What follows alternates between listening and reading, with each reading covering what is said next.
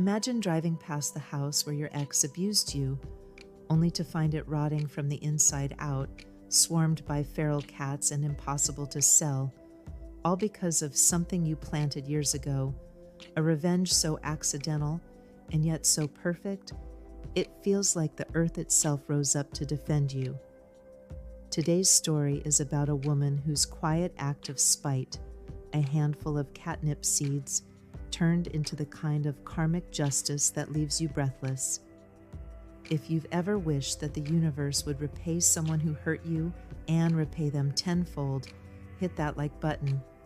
Subscribe if you crave emotional justice stories, because today's revenge is poetic, organic, and utterly unstoppable.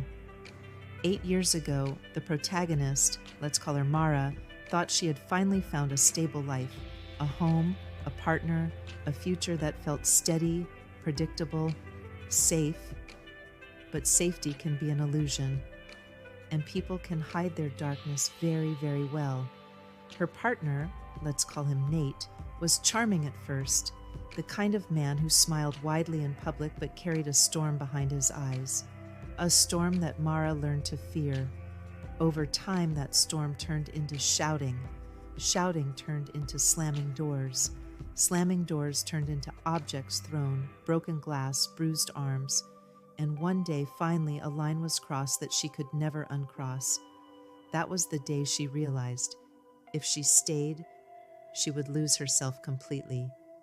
So she packed her things, her clothes, her documents, her quiet courage, and she prepared to walk away from the house they shared, a house he owned, a house she had tried to make into a home. But leaving was never simple.